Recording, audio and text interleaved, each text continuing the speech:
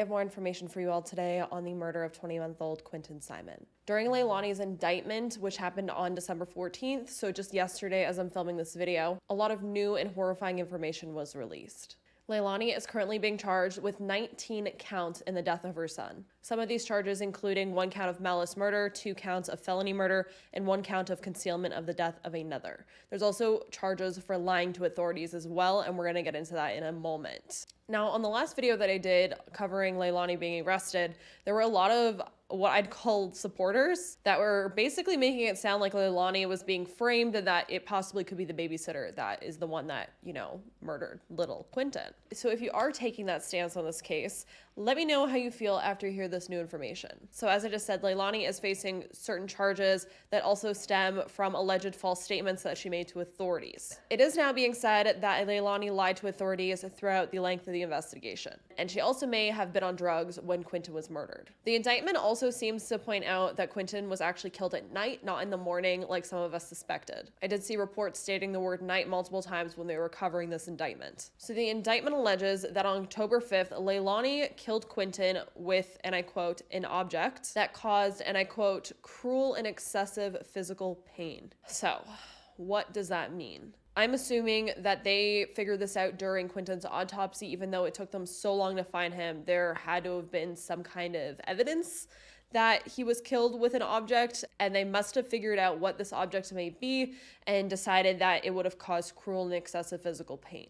That makes me wonder if she snapped and hit him with something, or if she possibly was on drugs. We've seen this happen so many times where the parents on drugs and then they abuse their child or murder their child. And from the way that they've worded this, it doesn't seem like it was like an instant death, which just, it breaks my heart for this little boy if that's really what he went through. During the indictment, they then went on to say that after Quinton was dead, Leilani then began the alleged cover-up and lies. That night, prosecutors say that Leilani then went to Azalea Mobile Home Plaza, and this is where she discarded little Quinton's body in a dumpster at this mobile home park. Later that morning at 6 a.m. is when we know she texted the babysitter saying that Quinton wasn't going to be going over to her home that day along with the other kids, and then it wouldn't be until 3 hours after that phone call to the babysitter that she would call police. The indictment then states that after authorities arrived at the home, Leilani told them that she, and I quote, left her home in the late hours of October 4th to meet her drug dealer, falsely stating that the purpose of this meeting was to pay an existing drug debt. How do you feel about that? Prosecutors then alleged that Leilani lied that the only controlled substance that she regularly took was marijuana, saying that she had only smoked marijuana in the last 24 hours. It would then after come out that she allegedly admitted to taking other controlled substances the night of October 4th. Leilani's third alleged lie was that she had left her home in the early hours of October 5th to meet a friend called Misty. This is when authorities think that she went to the mobile home park to dump Quinton's body, but according to this lie, Leilani said that she had went to the mobile home park to meet some woman named Misty and to get Oragel from her. Now, Oragel is this kind of medication that you put usually on children or babies' gums when babies are teething or when children are teething. So at first, Leilani allegedly claimed that she met this Misty person at a Chevron gas station, but then she changes her statement to say that she met her at the mobile home park. So Leilani's stories are apparently all over the place. That's what this indictment is basically saying. She's saying one thing, then changing her story and saying another thing, and it's everywhere. And then she's placing herself in the places where authorities think that, Quinton's body was dumped during the same times that Quinton's body was dumped. So in reality, prosecutors allege that Leilani went to this mobile home park to dump Quinton's body there in this dumpster. Leilani would then allegedly say in a police interview that she only discarded, and I quote, normal household garbage in the mobile home trash. Now that makes me wonder if Leilani did admit to dumping normal household garbage at this mobile home park. Why would you drive all the way to a mobile home park to dump normal household trash when you have trash cans at home to dump normal trash in? It just doesn't make sense. There's also mention that Leilani lied, saying that her boyfriend at the time, Daniel Youngkin, which I don't think they're together anymore. He dipped out as soon as all this happened. But she said that Daniel Youngkin, her boyfriend at the time, was the one that had left in the middle of the night. But then on October 8th, she changed her story again, saying that she was actually the one that left and went to this mobile home park, and it wasn't her boyfriend. And now she's saying that she doesn't remember what happened when she went to the mobile home park. So it's just everywhere. On top of that, Billie Jo Quinton's grandmother and Leilani's mother has also now been arrested. Now, the only information we know is that she's charged and being held in contempt of juvenile court. And I'm assuming this has something to do with the hearing of the custody of Leilani's other two children that Billie Jo had custody of at the time of Quinton's disappearance and murder. Billie Jo, as we know,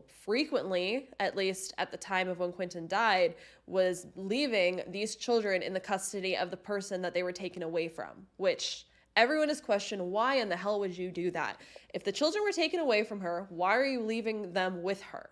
What was the point of them being taken away from her then? They're supposed to be in the care and custody of Billie Jo, yet Billie Jo is going off to work and leaving them with the person they were taken away from. It's just, the logic isn't there. So now we know that there was a court hearing for the other two siblings of Quinton, but this court hearing has been sealed. There's gag orders on everyone that's involved in this court hearing, so we really don't have any information of what transpired, what happened, or what is happening. What we do know, though, is that Billie Jo is now arrested and she's put in jail. However, this is not in connection to Quinton's murder. But now we have two family members in jail. What is going on with this family? So how do you all feel now hearing all of this information? That allegedly Leilani's story is all over the place, how they're saying that Quinton died painfully and that Leilani has told multiple lies because clearly her story isn't straight. Then you have to really think that she's lying to authorities, telling them this story and that story. Then she's getting on the news and saying that she hopes her child comes home, that he's been kidnapped, and that she hopes he's safe out there. If what the indictment is saying is true, and you're hoping it's true, if this is what prosecutors are going with, it's sick. And it's sad and it's terrible. And as more information comes out, this case is getting more sick and more twisted. So again, let me know how you all feel about this below. I'm really curious to hear what the, supporters are thinking now that this is coming out. I really don't think it's the babysitter. I really don't. And clearly law enforcement doesn't think it is either. Law enforcement is pretty sure that it's Leilani. And if her stories are all over the place like this, why would they be all over the place if she was telling the truth? Those babies should never have been left with her after they were taken away from her. Yet they were. And then one of them went missing and was murdered. So, as always, I will continue to keep you all updated on this case. I'm invested in this one. I want to see justice for this little baby boy. If you also want to stay up to date with this case and continue the conversation with me about this case, I recommend hitting that subscribe button. It allows me to continue to create content like this, spread the word on these stories and these cases, and continue the conversation on them. With that, I hope you all stay safe out there. Lock your windows and doors, and I will see you in the next case. Bye.